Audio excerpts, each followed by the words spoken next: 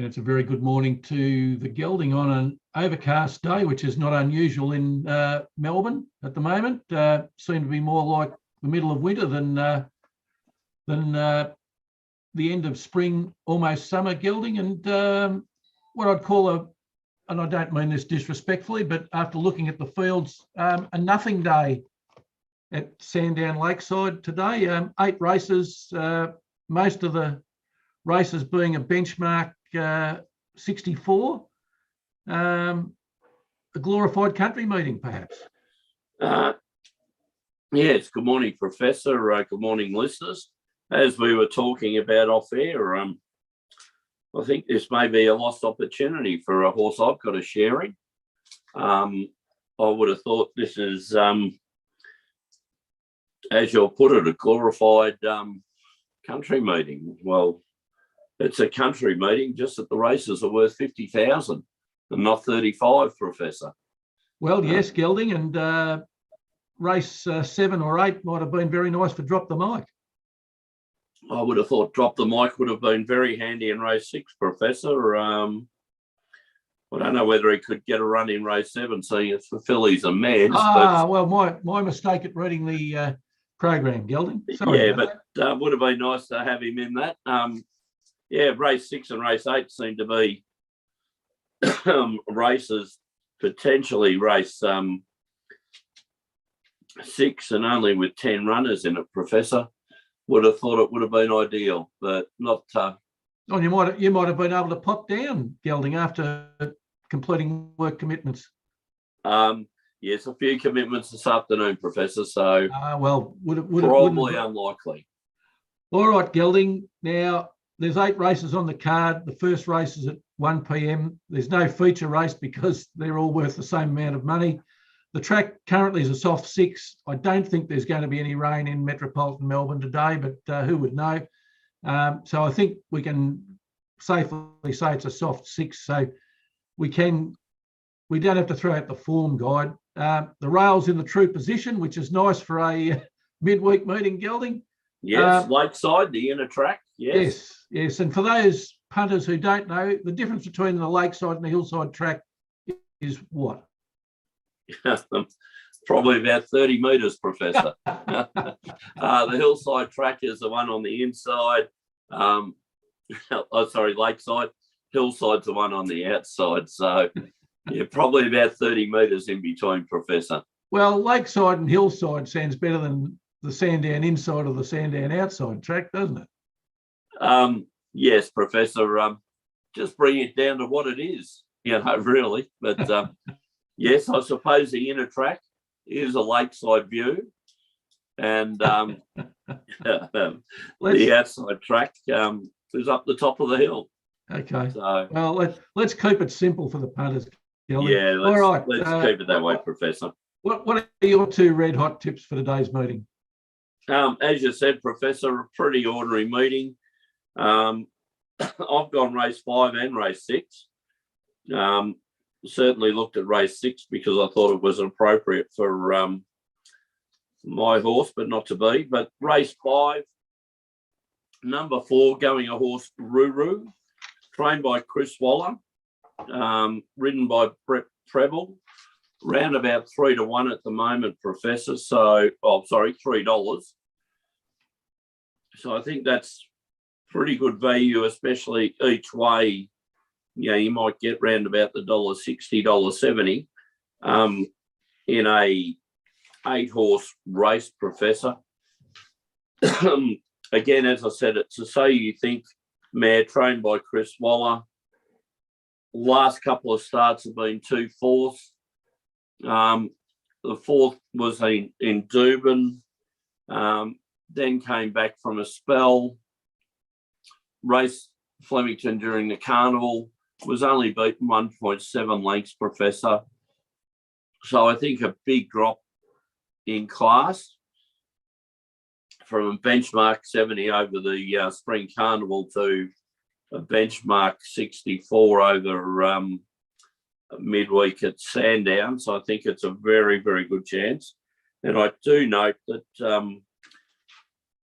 Chris Waller had an opinion of this horse and he ran it in the Queensland Oaks. So hopefully a big drop in class, and race 5, number 4. Then I think an omen bet for the day, Professor, is race 6 horse 3, Out of Isolation, trained by Greg Urell, excuse me, and Jamie Mott. It's had 2 starts for a second and a win, Professor. Let's see how it goes. The second was a Caulfield 2-year-old race in May. Greg Urell then took it to sale over 1,100 in a maiden, and it won that quite easily by 1.5 lengths going away, Professor. So my 2 tips are race 5, number 4, Ruru, and race 6, number 3, Out of Isolation. What do you like, Professor? All right, Gelding, I'm going a little bit earlier than you. Race 2, 9-horse field, the switch handicap over 1,400 metres for 3-year-old horses. I like horse number 5, Fighter, out of barrier 9, a Japanese horse. I tell you what, Gelding, if you wanted to back this place, if you were only backing this horse for a place, you'd be a mile in front. It's had 9 starts for a win and 7 placings. So it's been in the money 8 times out of 9. That attracted my attention. Win rate only 11%, but place rate 89%, Gelding. And if I'm getting the money out of my pocket, that's the first thing I'll look at. The second thing I looked at was, I think we're getting rather good odds here, given the quality of the horse. $9.50 and $2.50 the place. So great each way odds, especially for a horse that runs a place 89% of the time. So better than money back on your bet. So I can recommend that. Its last race was a second at Kilmore to Ice Baby. It was the first start in this preparation for it, and I think it needed a run. It was beaten by the bob of a head at the post, so very unlucky not to win that race. It's got good second up form, which I also like, Gelding. 2 second up starts for a win and a second place. It's going to be ridden today by Jack Hill, a jockey we don't hear very much of, Gelding, really, and we haven't mentioned on this show before, I don't think. 31 years old, a win rating of 8% for his career. So, well, you know, maybe it could be better, but perhaps this horse will improve his winning chances. And trained by Tony and Calvin McAvoy, who are in career form, Gelding, 20% over the last 50 rides, which is a terrific clip. Very good bet, Professor. I like it. Jack Hill, probably regarded as a very, very good country jockey, but when he comes to town, when giving opportunities, can ride them as good as anyone else. So I don't think we'll be losing anything there, Professor. All right, and the threat, Gelding, is a horse trained by the local trainer, Phil Stokes, Lazero. Thought you might have had a hot chocolate with Phil, and I was expecting that was a tip when you said race 2. Yeah, Gelding, look, I looked at its last 2 runs. I didn't like the last run. It was at Pakenham, and in my opinion, it should have won. But when it was challenged by the horse that was leading it, it couldn't get over the top of it. So I did like Fighter in its runs that I looked at on tape. So I'm preferring that one today, and I think it gives punters a good each way chance. It's a good bet, Professor. All right, my second one, Gelding, is also early in the card. Race 3, the Tile Importer Handicap over 1,300 metres. A horse that's only had 1 race, so a very nice 100% win and place rating. It ran a maiden at Benalla in late October, Gelding. It won by the length of the street. Horse 3, Lempicker, out of barrier 5. Very impressive run on the tape, Gelding, and I think it might have the measure of most of these horses. And I was surprised that I could get $5.50 and $1.90. So I think very good each way odds. Value there, Professor. Well, for a very speedy horse, Gelding, being ridden by one of our favourites, Lukey Curry. When he goes okay, he's very good. Good to see you back, Professor. Yeah, and trained by Ken and Casey Keys from Cranbourne, who we don't mention much of either. Ken train. Had a very good favourite horse of mine, Rich Enough.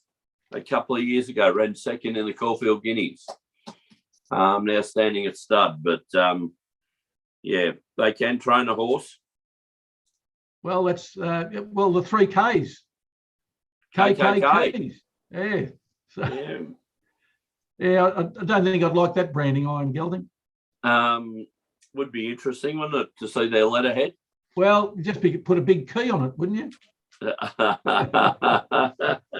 Would be interesting to see what you came up as a logo, Professor. Yeah, exactly right. In that other field of yours of designing logos.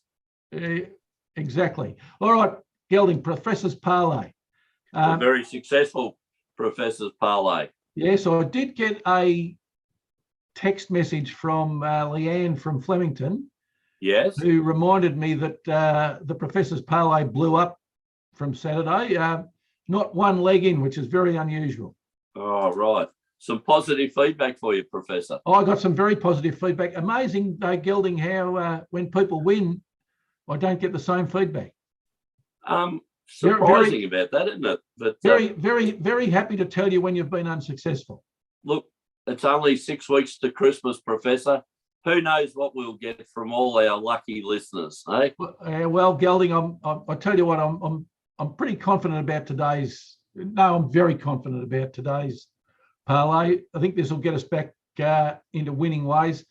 The agreed bet of the day, Gelding, and a horse that's being talked about, and hopefully we'll race 5, horse 4, Ruru. That's your selection. Currently showing on my tape 270, so it's come in a little bit even since you looked at the odds, Gelding. Right. Yeah. And let's parlay that. We'll go back to the Premier League. Oh, well, Jesus. Gelding, the NFL, the gridiron wasn't good to us this week. We had 2 up, which looked like absolute certainties. Yep. Don't worry about Dan Butley's never tip against. Never tip against Tom Brady. Tom Brady, because Tom Brady lost. So even the GOAT loses. I didn't send a text to Dan Butley to tell him about that, but that's not my way. Will we be seeing Dan on Sunday? Well, we can hope, Gelding. I'll see if he's available. Mm-hmm. All right. Now, might mention it then. Yeah, we might mention it then. Let's parlay that in the Premier League. Manchester City, who are currently sitting second on the table, out of 11 starts, 7 wins, 2 draws, 2 losses. They've got a goal difference of plus 16, and we'll see them get over Everton, who are currently 11th. 4 wins from 11 starts, a 0 points goal differential. So I think Man City $1.14 at home should get over the line, and we'll parlay that. We'll go back to the NFL, the gridiron, Gelding. Tennessee Titans, formerly the Houston Oilers or the Tennessee Oilers. Yeah. First in the AFC at the moment, 8 wins from 10 starts, points differential of plus 46. And they're playing the bottom Houston Texans, 16th, only 1 win out of 9 starts, Gelding, with a points differential of minus 130. So I think the Tennessee Titans should get over the line. They're $1.18. The parlay showing 7-2, Gelding. Oh, beautiful, Professor.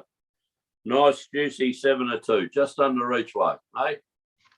Yes, Gelding. Now, we've got that's racing, of course, on Saturday. Yes, Zipping Classic Day, or what used to be the old Sandown races, all of a sudden moved to Caulfield. Are you on going, Saturday, Gelding? Professor? Will you be there? No. Have we got time for a story, Professor? Oh, how about we tell it on Saturday, Gelding? Okay. Or would you like to tell it now? I'll leave it to you. Do you want to tell it now or on Saturday? Oh, no, I can wait till Saturday. But it explains why we call the Melbourne Racing Club the very amateur turf club, Professor. You'll get a bit of a giggle out of it. All right. Well, let's say that for Saturday. And then we've got Sports Fan Radio on Sunday, Gelding, at midday. Are you available? Yes, available, Professor. Oh, very good. Geez, those luncheon reservations, they must be stacking up towards the end of the year. It gets busy in December, Professor, as you know. But anyway, all fun. Right. Well, we're following up. We had Grant Thomas last Sunday. That on was Sportsman fantastic Radio. interview last week, Professor. Well, we're following it up with equally good guest this Sunday, Tim Costello, to talk about gambling being attached to all sorts of sports and the problems that causes. Right, that'll be interesting. Well, as we always say on this, so you gamble responsibly, Professor, and I can honestly say we do say to people to gamble within limits and things like that, and have strategies on how to deal with kind of punting. Yeah, I think it's not so much racing, Gelding. I think the view is that it creeping in everywhere, especially AFL, NRL. Like, all you got to do is look at the Professor's Parlay. I can like, I know I've chosen the Premier League and the NFL this week, but look, it could be the NBA. You could be betting on anything. Yeah, and we have, Professor. Yes, we the have. rugby league, the AFL.